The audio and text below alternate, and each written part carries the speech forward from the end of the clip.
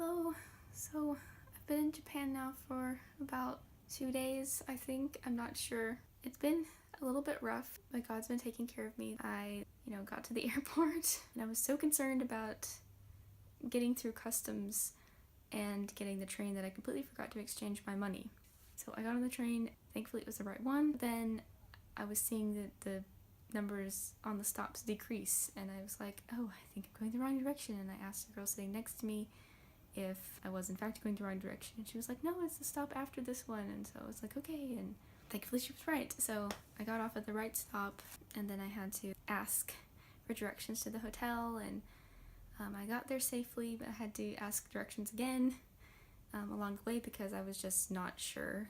It turns out you just have to walk a really long time for me, considering that I don't do a whole lot of that. So I had, of course, my heavy backpack and stuff with me, so I was just like slightly dying. But yeah, I realized as I was approaching the hotel that I had forgotten to exchange my money, and I was like, well, I'm not going all the way back to the airport, even though it's not that far away, because that's why I got this hotel, because it's close to the airport. So I attempted to explain to the hotel staff.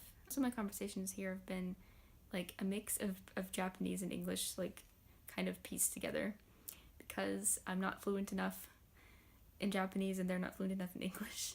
So they showed me a place at the local JR station that does currency exchange. Thankfully, I didn't get lost going there, but I got lost trying to get to the actual exchange counter. The escalators are like in the middle of the stores, like, so you just keep going around, and for some reason I didn't really think of that. So this was the currency exchange place, World Currency Shop, which is funny because I kept seeing this on signs, World Currency Shop, but for some reason it like wouldn't connect in my brain that it was the word currency. I don't know. I thought, I don't know. I think I was like trying to read it as college, or I don't know. In any case, this was the place. It was Atore Kawasaki. So this place in the Atore building. That's amazing there. So anyway, I finally got there, exchanged the money.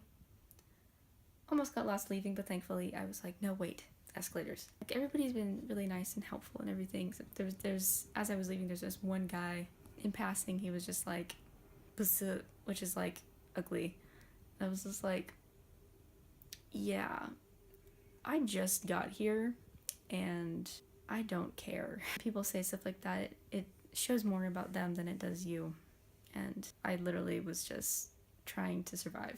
So I'm like, I don't care what you think. I guess I felt kind of like glad almost, in a sense, that happened, because I felt like that's more of a real experience, a realistic experience. Like, I didn't exactly have much expectations at all. Like, I wasn't expecting anything. I was just, I'm gonna go, and so yeah. So anyway, so I got, across the street like I was supposed to and everything, and then I promptly got lost. Again, I just kept walking and walking and walking, and then I got to this little park area and I realized I had no idea where I was. I was just praying really hard for God to send someone to help me, because I was like on the verge of a panic attack. So there's this bridge area that goes over the road at that point. I was just looking for like any sort of friendly face, and I found this young mother with her daughter. They were just coming off the bridge, and I, asked them like, can you help me? Of course, the first thing she said was, yeah, you're going in the opposite direction. And then all of a sudden, out of like nowhere, this older guy came and was just like, what do you need? So he was looking at it, and they were both looking at it together and kind of trying to figure it out.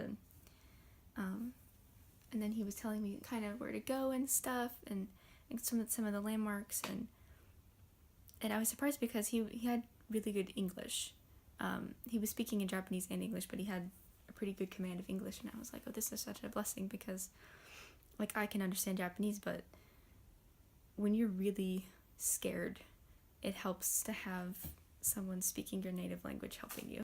But at that point I was just like so scared and exhausted, and I'm just like, I'm just really lost right now. Then he was like, okay, and he just, said, kind of like I'll catch later to his friend that he was with. You know, I thanked the woman for her help. So the guy walked with me. All that happened was I missed my turn. And of course, thinking back on it now, like, the problem was that I wasn't taking my time. I was just kind of rushing, trying to get there quickly and trying to get back quickly so that I could pay for the room and get up in my room and connect to Wi-Fi and communicate with my family. But lesson learned, just take your time.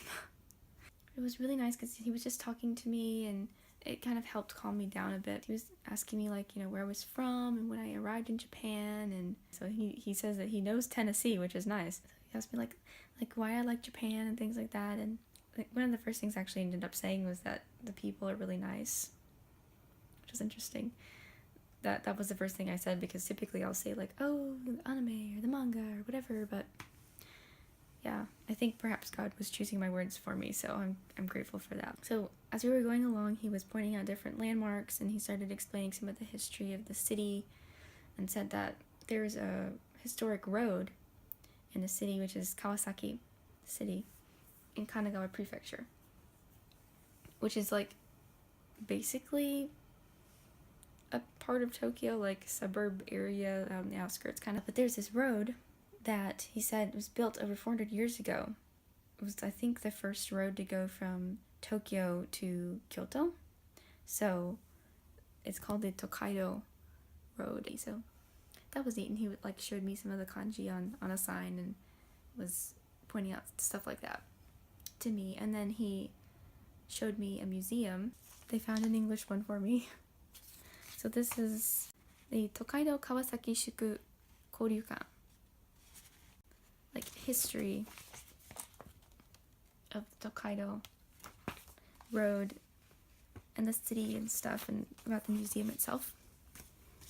And then this looks like a map of the road. It's cool because like I kept seeing like historic markers, and so that makes sense that this would be, when he said that there was this historic road, I was like, oh, that's why there's markers all along the path, because that we have those at home too, like when there are historical sites, like, oh, this happened here or whatever, there'll be like a sign up and that says that. So I went there, and then we kept walking along, and he pointed out this Japanese sweet shop, and I was like, I love wagashi. And so he was like, okay, let's go inside. So I was just like, oh my goodness. So he picked out a dorayaki, and then there was something called the Kawasaki, and then this thing which I still have in this little refrigerator. It looks like mochi and red bean paste, and then there's also a kuromitsu sauce to go with it. So I went ahead and ate the Kawasaki sweet, which is basically like a really fluffy, 2 pieces of fluffy bread, like sweet bread, you know, and with the red bean paste inside. So kind of like a dorayaki, but really fluffy. It was okay. I mean, I don't really eat a lot of super sweet stuff, so it's kind of hard for me to just nom on sweets. Especially because technically, like, I'm not supposed to be eating gluten or dairy or things like that. I'm not worrying about it too much while I'm here. When I can, I'm trying to avoid it. So anyway, but he bought those for me, and that was so sweet of him. And then we crossed the street, and then he took out a pen and a business card, and he started writing his phone number on it. And then he gave it to me, and as I saw him writing on it, I was kind of shocked, because I was like, that thing says Deputy Mayor of the city of Kawasaki. When he gave it to me, he explained he is just retired, like he retired I think in March. And I'm like, oh my goodness. Ihara-san, 本当にありがとうございます. So he gave me his phone number and said, if I need anything, any help or whatever, to call him. But I was just blown away, because out of all the people that God could have used, to help me. It was like the recently retired deputy mayor of the city himself, you know. So, wow, just, I mean, that is testimony right there. God takes care of you. So,